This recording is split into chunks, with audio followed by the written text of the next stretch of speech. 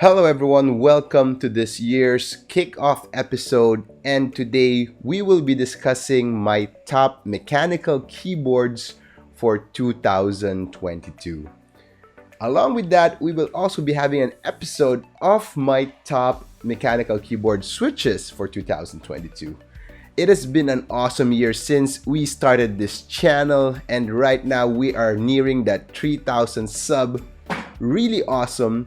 And a lot of international keyboard designers are also starting to notice this channel. That's why for January, be excited because we've got a lot of exciting keyboards for review. So with that being said, guys, for those of you who have not yet liked and subscribed, please do so and help us grow this channel more. Alright? Without further ado, let's now proceed to the main content of this episode. It's my top mechanical keyboards for 2022. So before we dive into the keyboards, I would like to share to you my criteria in picking these keyboards that I will be presenting to you today. I have tried a lot of keyboards for 2022 and it's insanely good. The mechanical keyboard scene has changed a lot compared to when I started the hobby a year ago. Before, there were very few keyboards for a certain price that would be very good, and today we are at the exact opposite of that situation, wherein there are a lot of good keyboards for a very good and affordable price, and that means a lot, and that's good for the community. Alright, so for this list, my number one criteria would be value. The price of the keyboard vis-a-vis how good it is. Alright, because there are a lot of good keyboards at the $40,000, $500, $800 price range, right? And those keyboards are expected to be good. But when I pick keyboards, it's how good these budget quote-unquote keyboards are for the price that they're being offered in the market. Number two is typing feel and acoustic. I am very particular with the typing feel and acoustics of the keyboards, as I really love using them in my day-to-day activity as a pediatrician and as a newborn photographer. So I spend a lot of time in front of the computer and I love using my keyboard. So these are just not for show. And lastly would be the aesthetics. I put the least amount of priority in choosing keyboards with aesthetics, right? Of course, they should look good. Of course, it should be an eye candy, given that I'm also a very visual person. But compared to value, acoustics, and typing feel, I put the least priority on aesthetics. Alright? Now, with that out of the way, let's now proceed to my top mechanical keyboards for 2022. Let's divide this list into two broad criteria based on the price point. So I would be presenting to you my favorite keyboards beyond the $250 price point, and those I consider quote-unquote budget keyboards below the $250 price point. Alright? For the keyboards beyond the $250 price point, in no particular order, here are my favorite. First keyboard is the Magio 60. So this is by Felice Labs. This keyboard is very controversial, as I think it is a clone of one of the most popular keyboards in the world, the Unicorn. So a lot of people in the channel have commented and called it as the Uniclone. Alright, but this keyboard is one of my all-time favorite, simply because number one, I love the layout. I love the 60% layout, and number two, this is my only keyboard with the gummy O-ring mounting style, and I do love the typing feel and the very unique sound profile that comes out of this mounting style. So the Magio 60 has very unique sound profile that I have not yet heard of from the various keyboards that I have tested in the past year, and I love it. I love it. And another reason why I love the Magio 60 is that among all my keyboard, this is the only keyboard that I have which has a half plate build. So it's such a bouncy, joyous typing experience.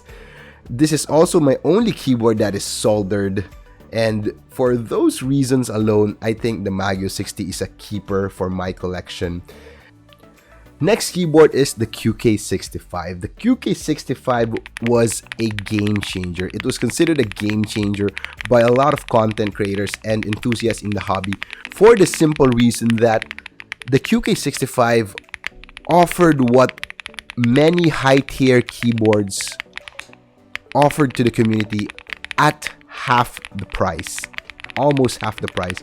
So right now there are a lot of options playing in the battleground that the QK65 is playing at, but when it was released, it was one of the very few, it's not the only one, but it's one of the very few who gave so much in terms of acoustics, aesthetics, typing feel at the 10,000, 11,000 peso price point, and that was crazy. It was crazy. Next up is the Owlab Spring. Now, I'm a fan of Owlabs as a company. They are very good at innovating their products in the mechanical keyboard scene, and the Spring is one of the manifestations of this philosophy that Owlab has for their company.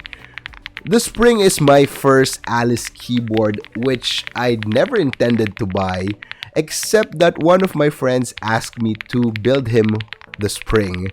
After building the Spring, it was just so good that I had to go to the marketplace and get my own, and the rest is history. The Spring is the only keyboard that I am running with an aluminum plate for the longest time. I do love aluminum plates. The sound profile is very crisp. The only downside is it's a bit stiff, but that is not a problem with the Spring as the mounting system is so good. It's still very bouncy, soft. I love it. I just love it. All right. And the last on the list is my favorite keyboard of all time. So this remains to be my top keyboard ever since I laid my hands on them. It's the Mr. Suit by Owlab. So it's nothing new. It's super good. For the price, you simply can't beat it. And yes, there are more expensive keyboards. There are better keyboards out there. I have tried them. I do not own them, but I have tried them, and my preference still goes back to the Mr. Suit. That's just how good it is. If you're trying to get your hands on one at 2022, I would still pick it as my top favorite keyboard of all time. Alright, let's now go to the budget category. These keyboards below the $250 price point, and this one is a much more difficult list as there are more choices. But let's go straight to my favorites. Special mention on the list would be the KBD67 Lite. Although right now I think that it is a bit outdated in terms of features, it still is a good keyboard, especially if you get it secondhand from the market at a very cheap and competitive price. It still is a good keyboard. It sounds good, stiff typing feel, but really a good keyboard. Next special mention is the CIY Gas 67. Among the list, this is the cheapest bare bones that I've tried this year, and this is one of the keyboards that got me saying wow. Alright, because it is crazy good for how much it is being offered. It has been offered for 3,000 pesos here in the Philippines, but I've heard that abroad they can get it for I think as low as $30 or $50.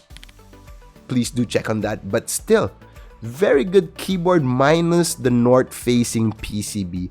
To some, that's not a big issue, but for me, it's kind of a big issue. But regardless, it's still really good. Alright, now for the actual list, my top 4 in no particular order. The Fecker Alice. Fecker Alice is really good. Again, I have a bias towards the Alice layout as I love and I enjoy using them. Very comfortable for me, the ergonomic layout.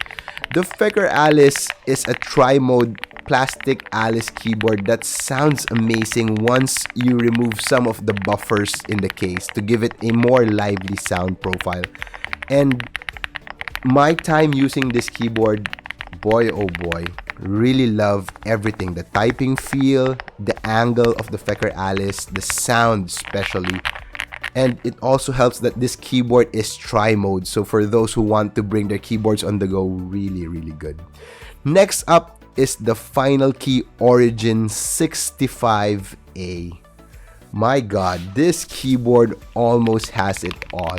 South-facing, gasket mounting, knob, and a VIA compatibility at a very good price point. Now, this keyboard wasn't so popular, but I think it's really one of the best deals out there. At least personally for me. I use this for my editing work because of the knob that I can program via VIA. And maybe the only downside of this keyboard is that the look department, it kind of looks bulky, very untraditional, but that doesn't mean that it's not good.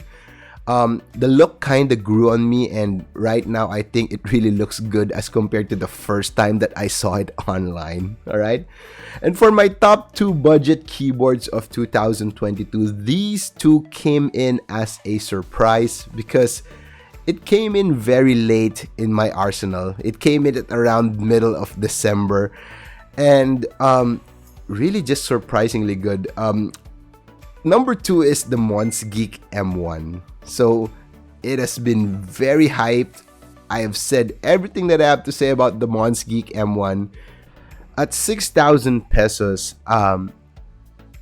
it's a full aluminum keyboard that is really awesome with everything you need, including a VIA compatibility. The first for the Akko keyboards, really amazing. Now you might say, Doc, there is the Final Key V65, which can go head to head at that price point, and maybe yes, but I didn't include it in the list because my unit is just arriving. So unfortunately, I'm sorry guys. Again, these are the keyboards that I have personally tried and used. All right, and number 1 for my number 1 budget keyboard of 2022, it would have to be the Akko Mod 007 Polycarbonate Edition. Simply because, guys, at 5,000 plus pesos, it's a full kit with everything that you need. It has a per key flex cut, which gives that very soft, very bouncy, vibrating typing feel that I was only able to experience with the Owlab Mr. Suit and Spring. And boy, oh boy, that means a lot. At 5,799 pesos, with the Mod 007, the sound, the acoustic, the typing feel really reminds me of those higher end keyboards that I love so much. It's that good. And another thing that I like with the Mod 007, that's why I placed it on top of the Monsgeek M1, is the simple fact that the 007 Polycarbonate out of the box is so good.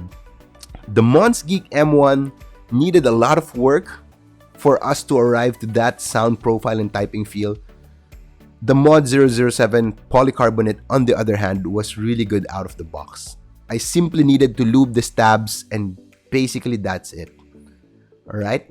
So those are my favorite mechanical keyboards for 2022. Let me know your thoughts in the comment section. I'd love to hear your thought, guys. And yes, very good year for us. 2023 starting really strong. I hope to see you guys in the next videos, in the next keyboard release and reviews that I will be showing in this channel. Thank you once again for watching. This is ThockeyDockey signing out.